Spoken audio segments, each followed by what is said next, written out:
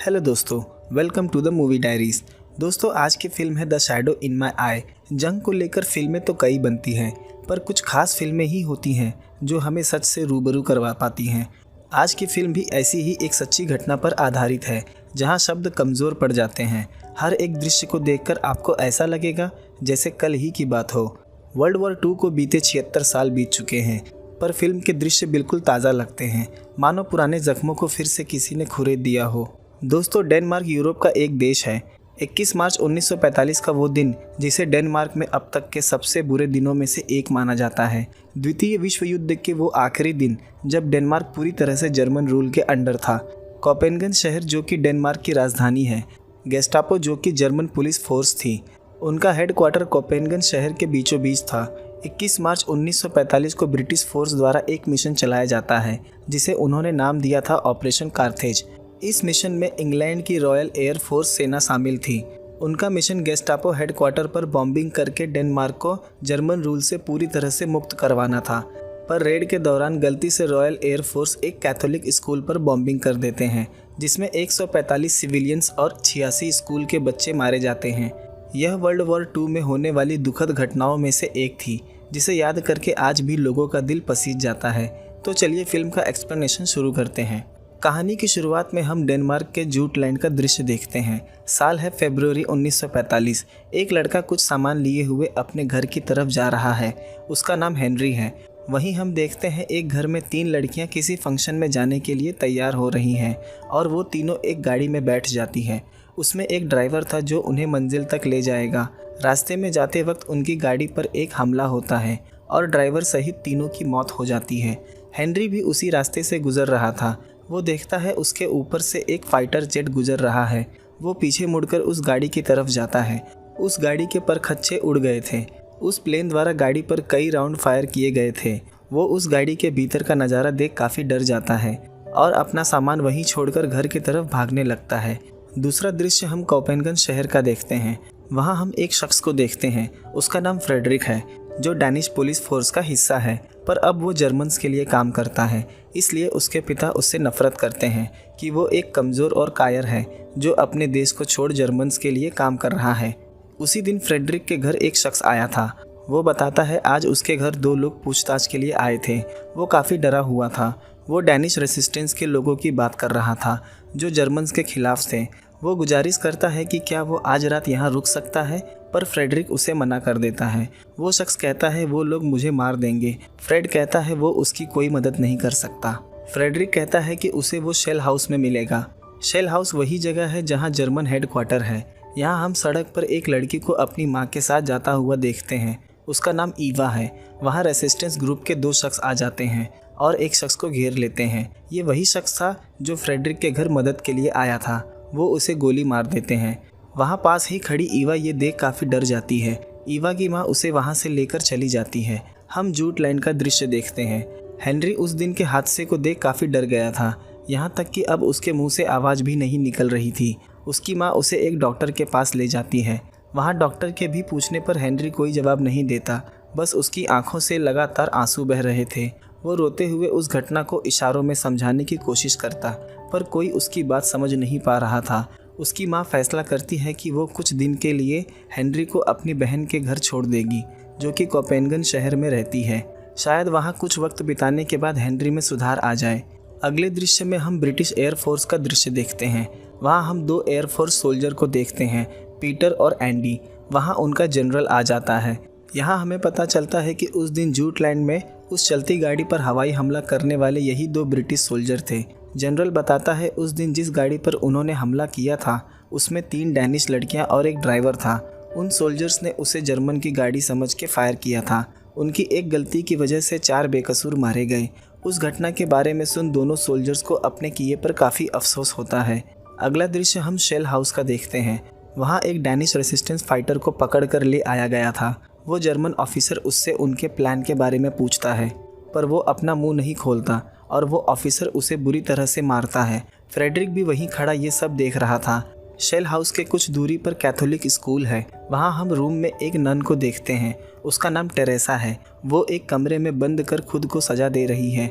वो जंग में मारे गए सभी लोगों का जिम्मेदार खुद को मानती है। उसे लगता है कि वो भी उतनी ही जिम्मेदार है जितना कि जर्मन्स। उसने डेनमार्क के आज़ादी की उम्मीद छोड़ दी है। वहाँ उस स्कूल की सीनियर नन उसे समझाती है कि उसे खुद को सज़ा देने का कोई हक नहीं है।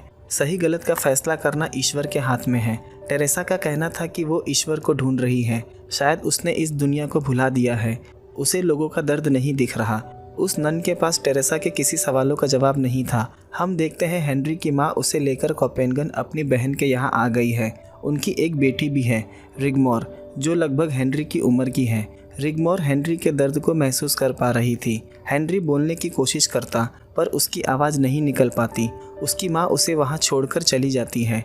उस दिन को याद कर हेनरी इमोशनल हो जाता है। अगले सीन में हम पीटर को देखते हैं।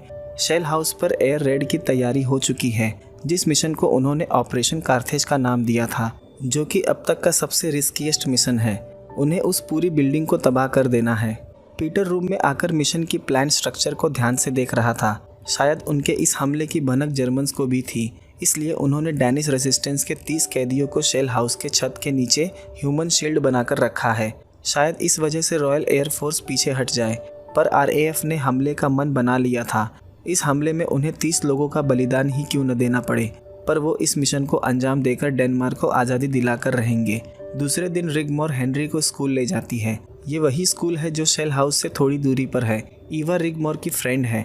रिगमोर हेनरी को बताती है कि कुछ दिन पहले ईवा ने भी सड़क पर एक शख्स को मरते हुए देखा था, पर वो बिल्कुल सही तरीके से बोल पा रही है।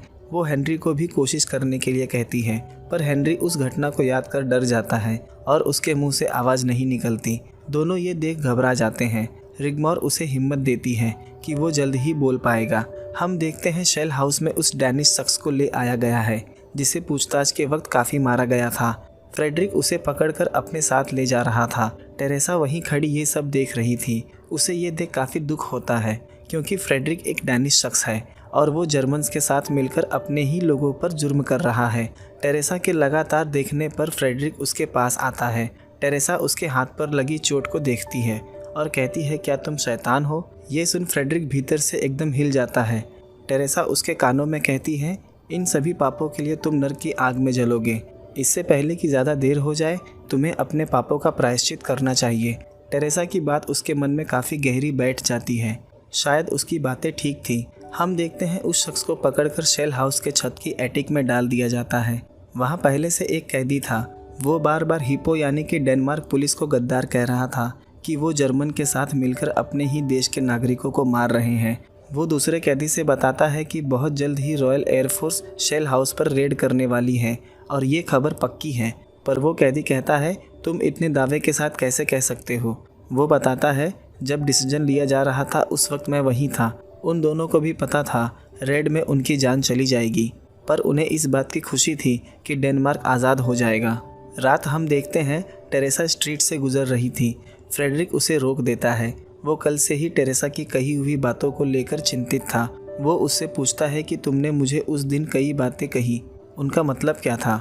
मैं ज़िंदा दिख रहा हूँ पर मैं भीतर से मर चुका हूँ, इसलिए मुझे किसी भी चीज़ का अब एहसास नहीं होता। टेरेसा कहती है, ये सभी दया पाने के बहाने हैं, असल में तुम खुद से भाग रहे हो। पर फ्रेडरिक को पता था अब वो जिस मुकाम पर है वहाँ से लौटने का दूसरा रास्ता नहीं है। उसने खुद को शैतान मान लिया था और वो वहाँ से जाने लगता है। टेरेसा उसे रोकती है और उसे खुद को किस करने के लिए कहती है। अगर किसी से प्रेम करना गुनाह है तो उसे इसकी सज़ा मंजूर है। वहाँ दोनों के बीच किस होता है। फ्रेडरिक कुछ समझ नहीं पाता, पर उस पल में कुछ खास था जो वो समझ नहीं पा रहा था। फिर वो वहाँ से चला जाता है। टेरेसा ने कहीं सुना था कि प्रेम एक पत्थर को भी मोम बना देता है। रात हम रिगमोर के घर का दृश्य देखते हैं। वहाँ रिगमोर हेनरी के साथ मिलकर एक एक्ट परफॉर्म करती है और उसे देख रिगमोर के माता पिता काफ़ी खुश दिखाई देते हैं। रात चर्च के पास फ्रेडरिक फिर आ जाता है। उसे अब बस टेरेसा का ही ख्याल आ रहा था और उसकी कही हुई बातें उसे सोने नहीं दे रही थी। वो बताता है कि मैं अब बदलना चाहता हूँ और ईश्वर के सामने अपने गुनाहों की माफ़ी मांगता हूँ। टेरेसा उसे प्रे करने के लिए भीतर ले जाती है, पर फ्रेडरिक को प्रे करना नहीं आता क्योंकि आज तक वो चर्च नहीं गया। वो अपने गुनाहों से भागता फिर रहा था। फिर वो वहाँ से चला जाता है। दूसरे दिन हम देखते हैं आरएएफ अपने मिशन के लिए तैयार है। उनका टारगेट शेल हाउस है। इस मिशन में पीटर और एंडी भी है, पर पता नहीं क्यों आज पीटर को कुछ ठीक नहीं लग रहा है। हम देखते हैं रॉयल एयरफोर्स की टीम अपने मिशन के लिए उड़ान भर चुकी है। यहाँ शेल हाउस के एटिक में हम डैनिश कैदी को देखते हैं जो अटैक का इंतज़ार कर रहा है और साथ ही साथ अपनी मौत का भी। आरएएफ के कई प्लेन हवा में थे, सबका एक ही उद्देश्य था, बस जर्मन हेडक्वार्टर का नामो निशान मिटा देना। हम ईवा के घर का दृश्य देखते हैं। उसके पिता का बर्ताव काफ़ी गुस्सैल है, इसलिए वो काफ़ी परेशान रहती है और रोज़ की तरह वो तीनों उस दिन फिर स्कूल निकल जाते हैं। यहाँ हम देखते हैं फ्रेडरिक घर पर है और वो अपने पिता से माफ़ी मांग रहा है कि अब वो और ये सब नहीं करना चाहता और वो सब ख़त्म कर देगा। जैसा कि हम सब जानते हैं, उसके पिता उससे नफ़रत करते थे क्योंकि वो जर्मन्स का साथ दे रहा था, पर उसकी बात सुन आज उसके पिता उसे गले लगा लेते हैं।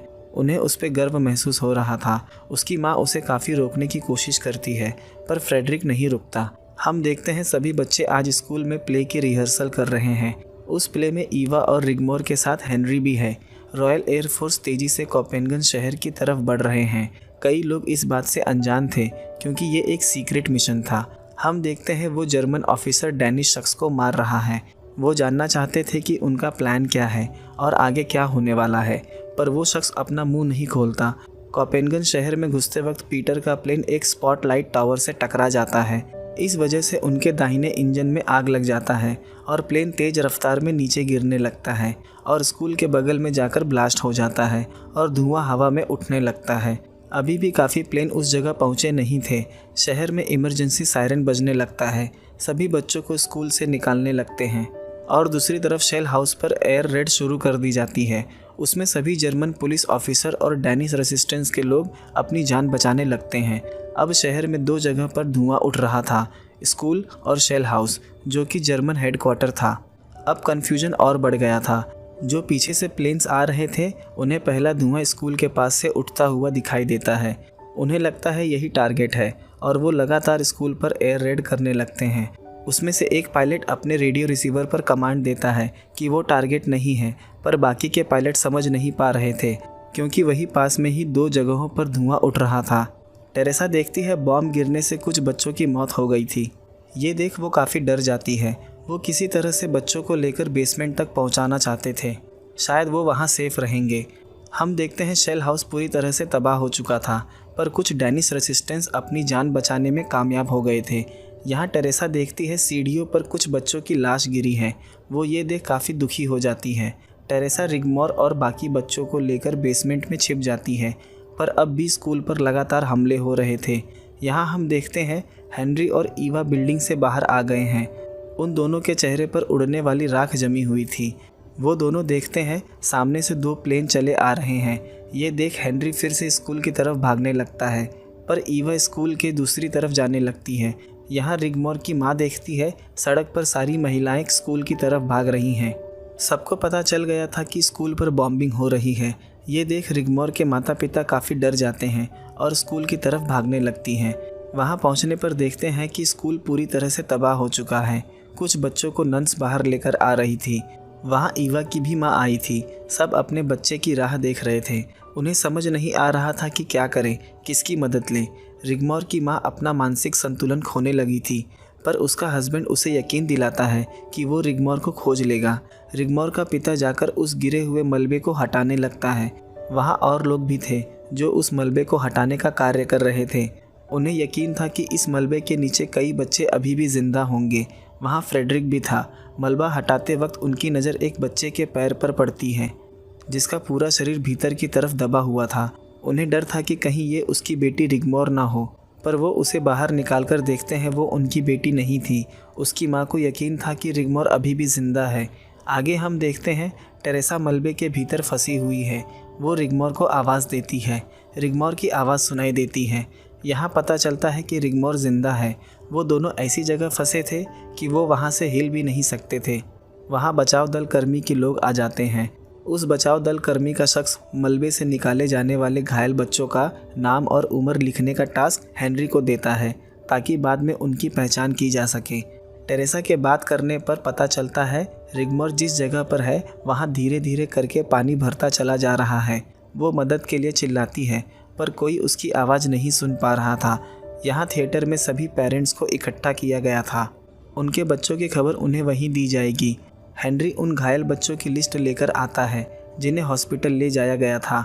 यहाँ रिगमोर टेरेसा से बताती है कि एक लोहे की रॉड उसके कंधे से आर पार हो गया है। ये सुन टेरेसा रोने लगती है और मदद के लिए चिल्लाने लगती है। हम देखते हैं रिगमोर की माँ हेनरी को देख लेती है और उसे गले लगा लेती है। रिगमोर के बारे में पूछने पर हेनरी बताता है उसने रिगमोर को नहीं देखा है। ये सुन उसकी माँ दुखी हो जाती है। टेरेसा ने भी अब उम्मीद छोड़ दी थी कि शायद उन्हें यहाँ कोई बचाने आएगा, पर फ्रेडरिक उसी दिशा में भीतर बढ़ रहा था। उसे टेरेसा की मदद की आवाज़ सुनाई देती है। यहाँ रिगमोर की आवाज़ आनी बंद हो जाती है। टेरेसा को पता चल जाता है कि रिगमोर की मौत हो चुकी है और वो रोने लगती है। यहाँ ईवा का पिता रो रहा होता है कि उसने उस दिन ईवा पर चिल्लाकर बहुत गलत किया था, पर वो दोबारा ऐसा नहीं करेगा। पर एक बार ईवा उसके पास आ जाए। ईवा की माँ हेनरी से ईवा के बारे में पूछती है। हेनरी बताता है ईवा यहाँ थी ही नहीं, बॉम्बिंग के वक्त ही वो यहाँ से निकलकर चली गई थी। वो बताता है शायद वो घर गई होगी। ये सुन उसकी माँ घर की तरफ भागने लगती है। वो घर आकर देखती है ईवा डिनर टेबल पर बैठ सूप पी रही है। ये देख उसकी माँ खुशी से रोने लगती है और फिल्म इसी दृश्य के साथ ख़त्म हो जाती है। दोस्तों, देखा आपने एक छोटी सी लापरवाही ने कितने मासूमों की जान ले ली। रॉयल एयरफोर्स की इस गलती के लिए अंतर्राष्ट्रीय स्तर पर खुल के आलोचना की गई। ये घटना द्वितीय विश्व युद्ध के सबसे दर्दनाक घटनाओं में से एक थी, जिसे भुलाना लगभग नामुमकिन था लोगों के लिए। दोस्तों, आपकी क्या राय है इस घटना को लेकर, मुझे कमेंट करके ज़रूर बताएं। अगर वीडियो पसंद आई हो तो लाइक, शेयर और चैनल को सब्सक्राइब कर दें। मिलते हैं अगले वीडियो में एक नए एक्सप्लेनेशन के साथ।